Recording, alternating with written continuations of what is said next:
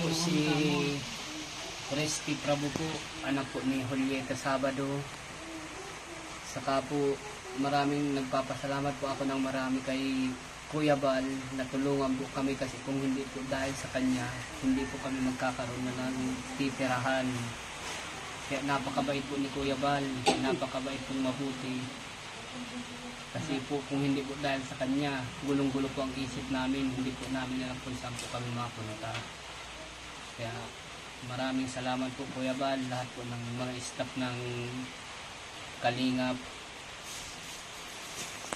Dahil po mababait po sila at matulungin. Salamat po. Saka ako na lang po ang nagtataguyod ng pangbuhay po namin sa araw-araw. Kaya po hindi ko po iniiwan si Mama dahil po naaawa po ako sa kalagayan po niya. Hindi po gaya ng iba ko pong kapatid na mga wala pong pakialam sa amin. Pinagtabuyan pa po kami.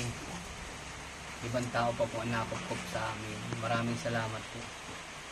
Kanila po yun kung bakit po kami pinagtabuyan.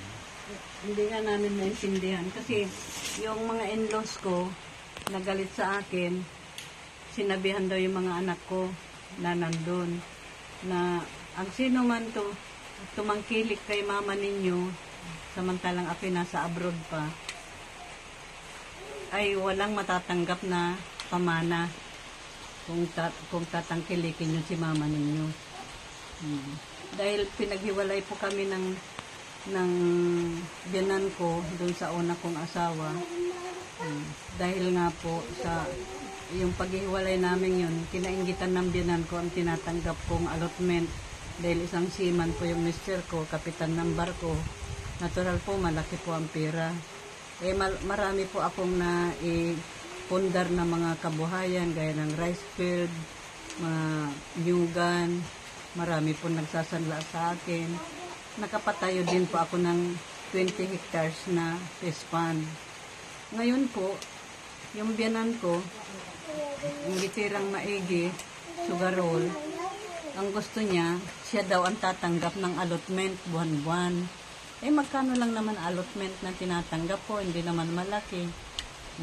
Tapos, pero nagbibigay pa rin ako 6,000 din sa kanya. Every time natatanggap ako ng allotment, may 6,000 siya. Bukod doon, may pension pa siyang 10,000. Galing din sa panganay niyang anak na namatay na sarhento ng US Navy. Hindi pa po nagkakasya sa kanya, nagpapasugal pa po sa bahay, at ang gawa pa po sa akin, pag natalo siya sa sugal, ako pa ang tagabayad sa pagsugal. Ang sugal po nila may madyong, entry 4. Ako po lahat, pati pakain, merienda ng mga parasugal, gano'n.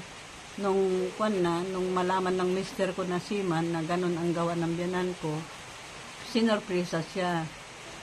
Nakita ang totoo na gano'n nagpapasugal dahil may 6 ng lamesa sa loob ng pamamahay namin na pinagsusugalan ng mga tao. On the act na nakita ng mister ko. Kaya nagalit sa akin yung binan ko, pinaghiwalay kami. At ang sabi, wala akong pakialam, basta ang gusto ko, sabi niya, ako magtatanggap ng allotment monthly. Sabi nga ganun. Kaya hindi man po ako interesado sa pira. Kami naman po ng mister ko, napakabait po niya. Talagang wala akong masabi sa kanya. Kaya nung maghiwalay kami, nasiraan din po yun ng bait. Ang ko nga po, nakulong din po sa mental dahil hindi niya matik yung paghihiwalay namin. Yung biyanang kong babae naman, basta ang gusto niya, mapaghiwalay kami at siya daw ang tatanggap ng allotment.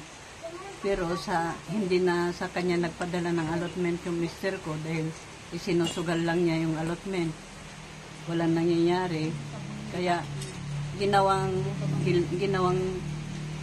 siraulo yung mister ko na naman.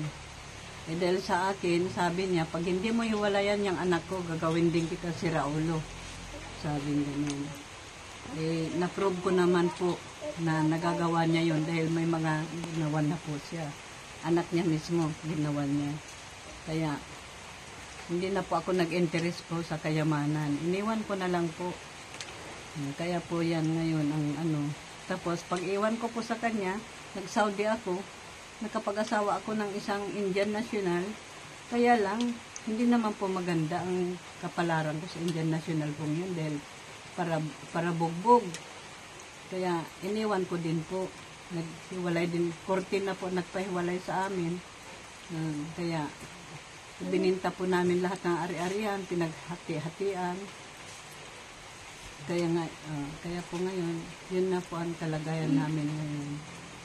Back to zero.